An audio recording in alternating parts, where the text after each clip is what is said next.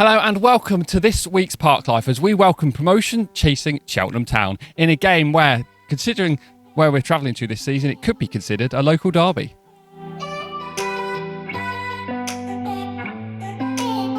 Coming up on today's show, we hear from the manager, Matt Taylor. Jed gives us an inside look into the Robins camp, and we take a look back at the 8-goal thriller earlier in the season with the Gloucestershire side with Cheltenham Town's Owen Maers. But first, let's take a look back at Tuesday night as City made the long trip north to Scunthorpe. It's not first time downfield, and awkward one to deal with at the back for Jordan Clark. The free kick is conceded by Karachan. It's going to be Jay to take it. It's a sublime free kick. Exeter City are in front, and it's their in-form top scorer with a goal of sheer quality. He scored a hat-trick at the weekend. That is goal number 17 for the season. And my word, what a finish it was from the free kick. Play forward and Bowman in a tussle for the ball, and it drops to Randall. Joe Randall struck it sweetly. Drop with the shoulder though from Rowe. Rowe takes it on the left foot. Wilmot stands square. Jay takes it. Well, Howard at full stretch turns it round the post. This season, not the only player catching the eye from Matt Taylor's side this year though. They do have some work to do at the back here though. It's dragged wide by Green. Cardle calmly dealt with as Exeter bring it over the halfway line. Page with a lovely looking ball play through as well. It splits them open. For a second it looked as though that was in from Matt Jay. It's a free kick to be played in. And it's a strong header across the face of goal. Just needed a touch there for Light.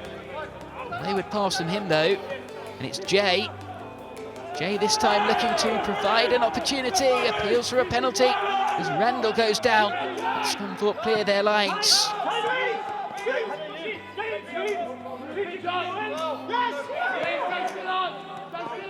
Back they come again though.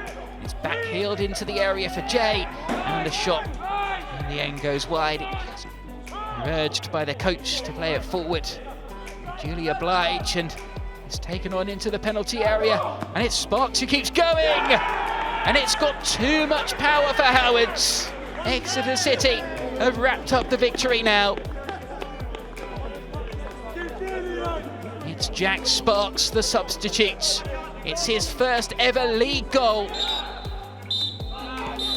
It's another victory for Exeter City, and just one defeat in 8 league games now. We caught up with the manager, Matt Taylor, earlier in the week to get his views on the game ahead as City take on a promotion challenger. I'll try and make it a different game. Obviously, the outcome and the result wasn't very pleasing that day. They overran us, overpowered us, and were deserved winners that day. At that time, they were the best team we played in the league, and we weren't in bad form ourselves. So it was a real eye-opener in terms of what to expect this weekend. But like you say, it's a different game. The leading has been different. We've picked up a couple of good results. Obviously, they had a disappointing defeat on Tuesday night, but it just shows how quickly things can change in football. And form is key, rhythm is key. How injuries and suspensions affect your team, it is always important. But we know we're up against a good team this weekend, and anyone who finishes above Cheltenham will be thereabouts this season. But it's one of 14 opportunities left. Said to the players, we've got 15 opportunities before the game on Tuesday. They took that opportunity. I'm really pleased with the 3 points. But 14 games left is a lot of games of football. And Saturday won't define us in any way and won't define where we finish. It'll be our consistency throughout those 14 games which will ultimately define where we finish. Perhaps Tuesday night aside, Cheltenham don't concede many goals, so it'll be interesting to see how their defence shapes up against our attack, having scored 6 in a week. Yeah, it depends how they set the team up as well. Will they go for the game in terms of attacking the game and open the space up themselves, or will we have to create space and force space? You never quite know until the game starts. Like I say, we'll have a better idea come the end of that game, how both teams set up, how both teams approach the game. But we're at home, and the onus is always on us as a home team to make the running. Started the game so well against Leyton Orient, and started the game pretty well on Tuesday night as well. But similar to throughout the season, when you start the game well, you want something to see in return. and getting ahead in a game, and getting ahead in such a big game where you don't expect there to be too many goals because both defences are strong, will be an important factor. So first goal is going to be key, how you respond if you concede or if you score that first goal, and also the durability of your team. Both teams on the back of 3 games weeks, and a lot of travelling. They went to Mansfield on Tuesday and we went to Scunthorpe. So hopefully there'll be enough energy and legs on that pitch which allow the good players to show what they can do for both teams. And hopefully it's a game which reflects well on a top of the table team in League Two and a team pushing towards the playoffs. After keeping clean sheets in his last 2 matches at the park, the Iceman Jökull Andrésson is settling in nicely here in Exeter. We caught up with him in the week to talk about the game with Cheltenham. Saturday we come up against the league leaders. It's going to be an entirely different challenge, isn't it? Yeah. It's going to be a good game of football. I can promise you that, because they're the top of the league. We're such a strong team right now. It's going to be a good clash of 2 good teams. And like I've said, like in the other interviews, I feel more than confident going into the game that we can get the 3 points, because I just see no reason why not, because we're just such a strong, solid team right now that we should be definitely, the only thing that we should be thinking about is just winning the game. It's at our home turf. There's no reason why we should be getting the 3 points. So I'm really confident going into it. In the last few weeks, media assistant Jed Penberthy has been bringing you an inside view on the opposition. Here he is in his strongest Devon accent with a lowdown on Cheltenham. After back-to-back victories against Leyton Orient and Scunthorpe United, the task gets undeniably tougher for the Grecians this weekend as league leaders Cheltenham Town come to St James's Park. Town are in a rich reign of form with 5 wins out of their last 6, but a 3-1 loss against Mansfield in midweek may have just rocked the boat. Town are arguably playing their most attractive football in their 129-year history, but their formation dates back a little bit earlier than 1892. The first evidence of a town football club played against Gloucester in 1884, but in 1892 the first official friendly against Dean Close School was played by Cheltenham Town Football Club.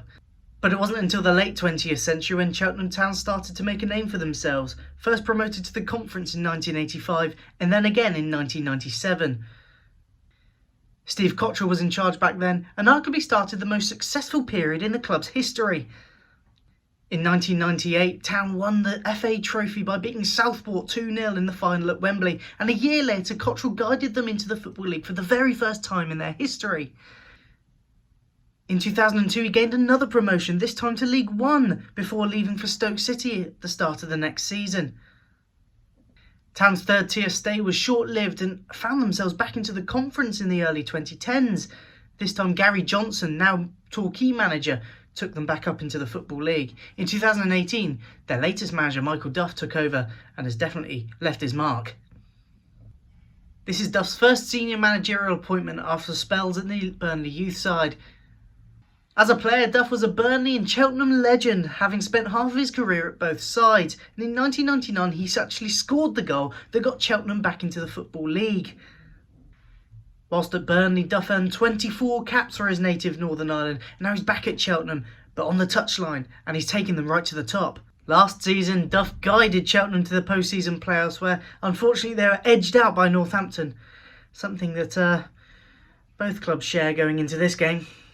They'll be at St James's Park this weekend. The Johnny Rock Stadium is the home of Cheltenham Town. Whaddon Road is its better-known name. The 7,066-seater stadium was opened in 1927 as being the home of the football club since 1932. The stadium's official name is the Victoria Sports Ground, but it's had a plethora of names in the last couple of years. In 2018, the latest sponsorship took name as the Johnny Rock's local chauffeuring company took charge of the name rights of Whaddon Road. Cheltenham's best home record came in 1956 in an FA Cup fixture against Reading, where 8,300 people crammed into Whaddon Road that night. Yet the club state that their record attendance is over 10,300 who crammed into the Cheltenham Athletic Ground in 1934 for the visit of Blackpool. You'd expect, sitting at the top of the League Two table, that Cheltenham would have an abundance of talent in their side, but they're spearheaded by one man in particular. Former Grecian Liam Sercombe has joined the Robins in the summer after being released by Bristol Rovers. There were some rumours that he was coming back to St James's Park, but ultimately he settled on Whaddon Road. Serts came through the ranks at the Cat and Fiddle, and in 252 games for Exeter City, he netted 23 goals, including a couple against Plymouth Argyle and a screamer against Sheffield Wednesday. Serts left Exeter City for Oxford United and matched his goal scoring tally for the U's in half as many games as he played for Exeter City. After a couple of years at the KSAM Stadium, he moved back down southwest, this time to Bristol Rovers, where he played another 127 games for the Gas, scoring 19 goals. He was released at the end of last season and was snapped up quickly by the Robins. With 6 goals and 2 assists this season, Sercombe has been the keystone to everything that Cheltenham have had going forward. He put in a man-of-the-match performance against Exeter back in October with 2 goals, 1 from the spot. Serks is a much beloved character at St James's Park, but let's hope his return to EX4 on Saturday isn't quite as successful. Liam Sercombe won't be the only man on Saturday to have featured for both sides. City midfielders Nigel Attengarner and captain Jake Taylor have also played for the Robins. A special mention too to City boss Matt Taylor, who's making his 146th managerial outing as Exeter City boss. He made 33 appearances for the Robins in the 2014-15 season, scoring just the once. And with the world-famous Cheltenham Festival beginning on Tuesday, we're hoping that Exeter City can beat the bookies and clear the tough hurdles of our top-of-the-league clash with Cheltenham. A Gold Cup performance will be required of the Grecians if they don't want to go back to the paddock empty-handed. Horse jokes. They're horse jokes. Because it's a horse race.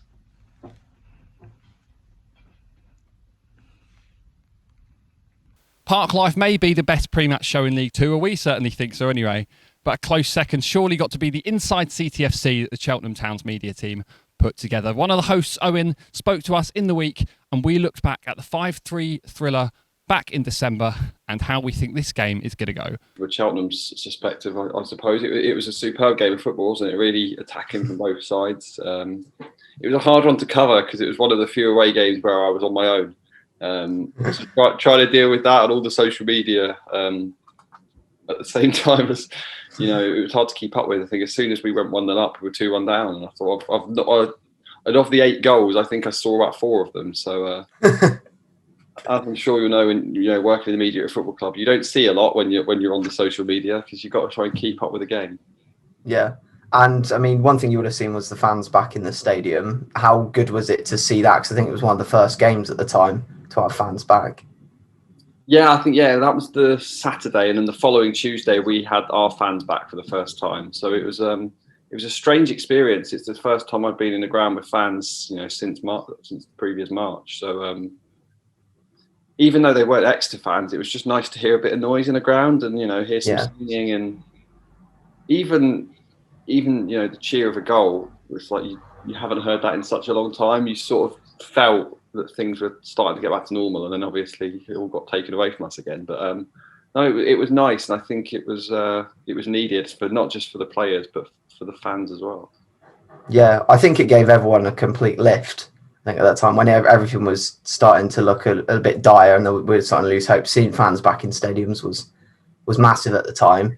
But an 8-goal thriller wouldn't go amiss this time around either, would it? I don't know what I'm letting myself in for by saying this, but I don't think there'll be 8 goals this weekend. It was one of those games. Every now and then, you just get that one game where every shot seems to go in, doesn't it? And bear in mind, you look back at the form both sides were in back then. We were scoring for fun. I think those 3 were included in the run. I think we scored about 15 goals in a week or a week and a half, something like that. So, and obviously Cheltenham are flying still are. It was just 2 very good attacking sides that, defensively were probably a bit weaker than they usually are that day. Yeah. And how about Exeter then? Do they go into this with good form? Are you quite confident of a result? I don't like saying confident, especially when you're playing, top of the league. But look, we've had a really good week. We've won our last 2. We've had 3 clean sheets in a row, which is our better run of the season, clean sheets wise. We've scored 6 goals. We really seem to be playing some really nice stuff at the moment, and it's really pleasing to see. But like I said, we're at home, which is a positive thing for us. But then again, you look at Cheltenham's away form, don't you, and how good that's been recently. It's going to be a really good game. It's going to be a really close game, I think. And for us, it is just another game for us, as the manager likes to say. But you look at who we've got coming up. We've got Cheltenham, we've got Tranmere, we've got Salford. We've still got to go to Forest Green. We've still got to go to Cambridge. We've still got to go to Bolton. We've actually got to play every single side above us, at least, apart from Morecambe, still to go. So no, it's going to be a really good game. It'll be interesting to see how Cheltenham responds to their midweek defeat, and it'll be interesting to see if we can continue our current form. Yeah, because of course, like Cheltenham going into it with a 3-1 loss against Mansfield, but I think, like I said, they've just seemed to be resilient. I think I spoke to Michael Duff not long ago, and he said we've never really had back-to-back bad performances this season. They seem to really respond well to a defeat. How impressed have you been sort of with Cheltenham pushing on maybe from that Manchester City FA Cup tie? One thing I noticed about Cheltenham is, certainly if you take Tuesday out of the equation, is they just don't seem to concede goals. I think they got a second best defensive record in the league at the moment, and that says a lot. And that's probably why they are where you are on the table. And you've got attacking threats from all over the pitch. The long throws, the special long throws. You seem to have a lot of defenders scoring goals. Set pieces seem to be a strong point. Yeah, I've been really impressed. I think they've been a club that have always been up in that sort of area of the table. I think they've responded well to the playoffs last season. And like I said, Michael Duffy, he's got a really good team there, and you can definitely see why they are in the top three at the moment. The Grecians and the Robins are, of course, no strangers to each other, having played plenty of times over the years. Here is Will Barrett taking a look back at just a few of them. Given that games against Cheltenham have been a regular occurrence on the old fixture list in recent years, younger fans of the club might be surprised to know that this will be only the 12th time that this weekend's opponents have rocked up at St James Park. In total, the record books show that this will be our 22nd game against the Robins, with the first match between the sides happening as recently as Boxing Day in 1999. In all, the record reads 8 City wins, 10 for the Town, and 3 draws between the sides, which looks nice and balanced until you look at how we got there. In that inaugural encounter back at the end of the last century, Cheltenham ran out 3-1 winners and set in motion a run that would see them win each of their first 9 games against us, until Jordan Moore-Taylor's first half goal earned us a point in a 1-1 draw in 2014. That game broke the Robins' hoodoo over the Grecians, and from then on, the club swapped roles, with City becoming Cheltenham's bogey side, winning 8 of the next 10 matches in an 11-game unbeaten run that included last season's 1-0 win on our way to the EFL Trophy semi-finals. Of course, that incredible run was ended in remarkable fashion last October, when goals from a former member of this parish helped the Robins to a dramatic 5-3 win. Quite what we can expect from this weekend's match is anyone's guess, but with everything still to play for, we'll all be hoping that the lads can keep up their recent form and break that historic pattern nice and early this time around. We head back to September 2018 now, when City recorded a 3-1 win against the Robins here at the Park, with Jonathan Fort scoring City's 1,000th goal under Trust ownership.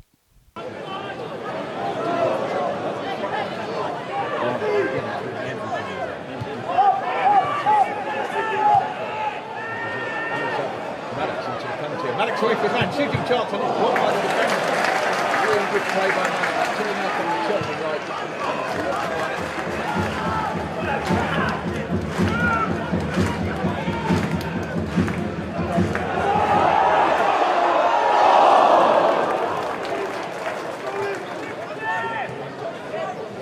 Lovely turn. Wait for one, away from two. Shooting chance, and then he doesn't shoot. And he plays the ball in, looking for Beacon. Beacon might still get that. Terrible defending. Great defending.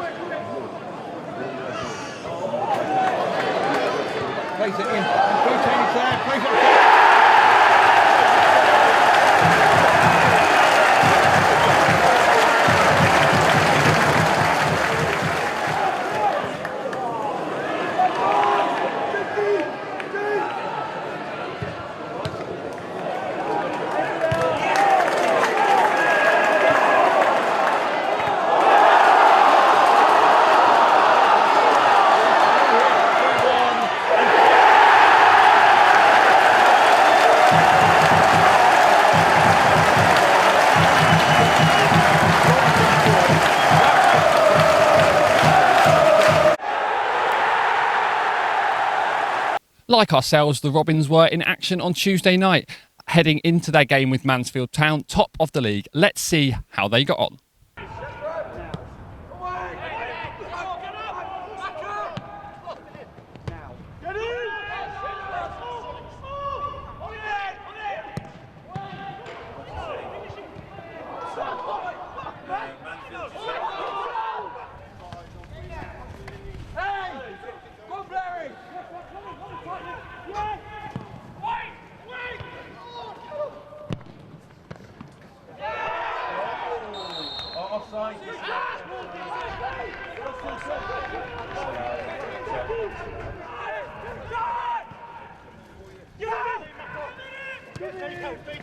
Drive us, keep going.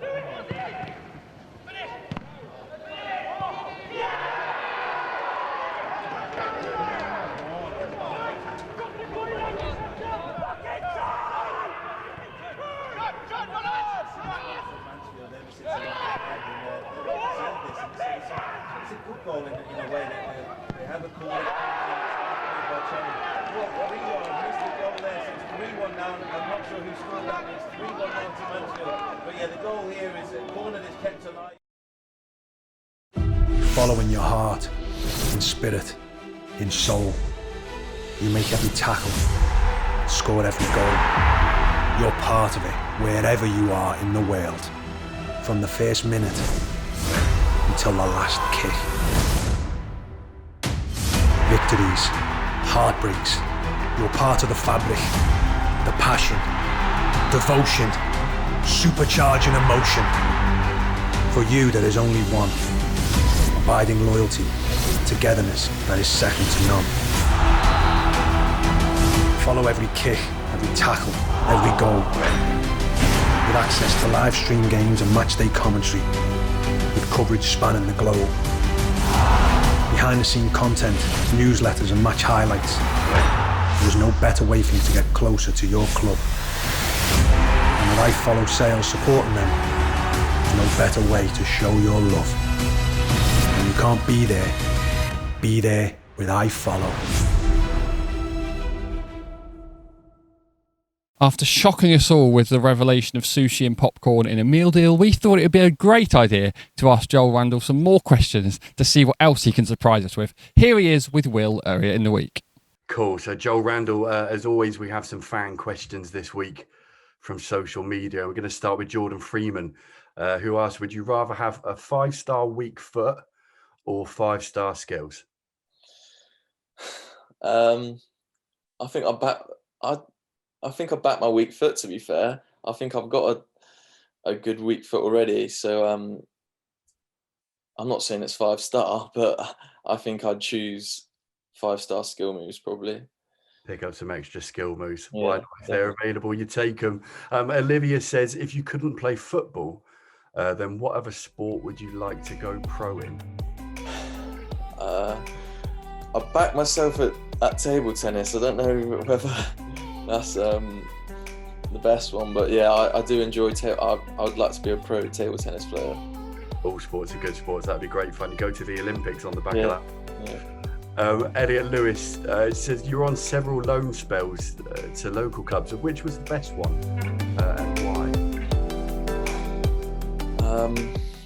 Probably say Weston-super-Mare. That was my 4th loan, and it was an important one, to be fair. I had 3 before, where Bideford, the one before Bideford was also good because that sort of helped me kick on. I sort of played, the manager trusted me and played me, and I did quite well. And then I needed the next step up to sort of catch the attention of the first team staff. I went to Western, and I loved my time there. Everything about the place was amazing. The pitch was lovely. The fans were great with me, and the managers Scott Bartlett and Scott Laird were super with me. To be fair, they let me go out and play my football and enjoy myself, and I really learnt a lot from that experience. Yeah. Excellent stuff. Chelsea Clark and her son Alfie, age 6. They asked, why do you have your socks down low every game? I know people were going to say about Grealish. I mean, that's probably what everyone's thinking, but it was actually Coutinho when he was at Liverpool. I was an under-18 second year, and he was sort of firing for Liverpool, and he didn't have his socks low, very low, but he had them just low enough that you could tell. And no one ever in the youth team I've seen has worn them low, so I thought, yeah, I'll give it a try. I scored 17 goals that season, so yeah, they've got lower as I've got into the first team and scored some pro goals. They have got lower, but yeah, it's just stuck with me now, and it's just what I'll do probably for the remainder of my career. Hey, if it works for you, keep it up. Keep it up. Some good influences there as well. Yeah. You listed. Jack Littlejohn asked, what helps you to focus before games? I don't know. Probably when you're in the dressing room with the music on, in and around the boys, I just sort of go into a little world of my own and focus on how I'm going to approach the game and what I want from the game and what I'm going to do, sort of thing. So I'll probably say when I'm in the change room, I get into my own bubble and focus from there. Excellent stuff. And Anthony Wilson asks something that I think we're all probably wondering. But what do you think it will be like when we finally have fans back at the park? Oh yeah, it's been frustrating.